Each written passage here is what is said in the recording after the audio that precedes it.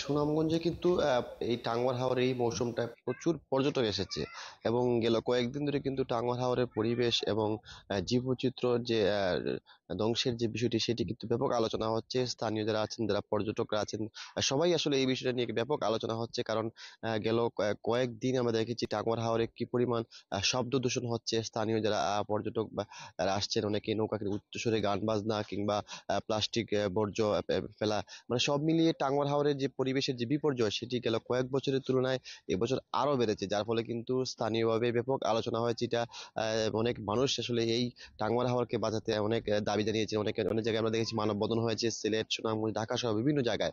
এবং তারা বলছেন যে গেল 10 বছর আগে টাঙ্গুয়ার হাওরের যে জীববৈচিত্র্য ছিল সেটিগুলো অনেক ধ্বংসের পথে, এবং টাঙ্গুয়ার হাওরের যে পর্যটকদের যে নির্দেশনা ছিল সে অনেক আগে থেকে সেটি কিন্তু অনেকে মানছেন না। যার ফলেই কিন্তু এই টাঙ্গুয়ার হাওরের যে জীববৈচিত্র্য রক্ষা এবং পরিবেশ প্রতিবেশের যে রক্ষায় যে উদ্যোগগুলো নিয়েছিল জেলা প্রশাসন, গেল শনিবার কিন্তু 13টি নির্দেশনা জারি করেছে পর্যটকদের জন্য। তারা বলেছিল যে সুনামগঞ্জ যে টাঙ্গুয়ার হাওরে উচ্চ শব্দে কোনো গান বাজানো যাবে না, প্লাস্টিক বর্জ্য ফেলা যাবে না, কিংবা টাঙ্গুয়ার হাওরের যে মূল যে জায়গাটা সেই জায়গায় আসলে নৌকা নিয়ে প্রবেশ করা যাবে না। এইসব নির্দেশনা এবং প্লাস্টিক বর্জন এবং যে মানুষের যে বর্জ্যগুলো সেগুলো আসলে ওয়াচ টাওয়ারের যে আশপাশে এলাকা সেগুলো ফেলা যাবে না।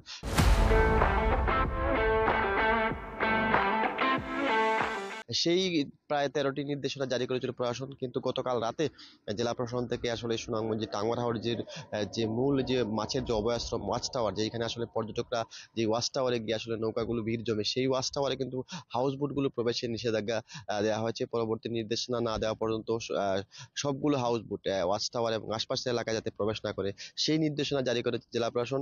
এটিতে আসলে স্থানীয়রা যারা এই সুনামগঞ্জ বা টাঙ্গুয়ার হাওর কেন্দ্রিক যারা আসেন তারা আসলে অনেকটা সাধুবাদ জানিয়েছেন। তারা বলছেন যে গেল যে হাউস বোটের গেল কয়েকদিন ধরে যে কিন্তু হাউস বোট যে ওনার অ্যাসোসিয়েশন তারা বলছেন যে তারা যে 13 নির্দেশনা দেওয়া হয়েছিল সেগুলো তারা মেনে চলেছেন। এবং গতকাল রাতে যেহেতু মধ্যরাতে আসলে এই জেলা প্রশাসন থেকে এগুলো জারি করা হয়েছে, আজকে আমরা সকালে বেশ কয়েকজন হাউস বোট ওনার্স যে যারা আছেন, মালিক আছেন, তাদের সাথে কথা তারাও পরিবেশ এবং জীববৈচিত্র্য রক্ষা হোক, তারা সব ধরনের নির্দেশনা মেনেই তারা চলবেন। তবে তারা বলছেন যে ওয়াচ টাওয়ারের আশপাশে নৌকার একটি জায়গা রাখার স্থান তৈরি হলে অথবা ওয়াচ টাওয়ারের যে মূল জায়গা সেইগুলোতে হাউস বোটগুলো প্রবেশ করবে না। তারা বলছেন যে হাওরের পরিবেশ ক্ষতি হয় এমন কাজ তারাও করতে রাজি না। কিন্তু কিছু পর্যটকের কারণে এবং কিছু নৌকার যে কিছু নিয়ম না মানা কিছু হাউস বোটের কারণে কিন্তু এই পরিবেশ এবং বিপদ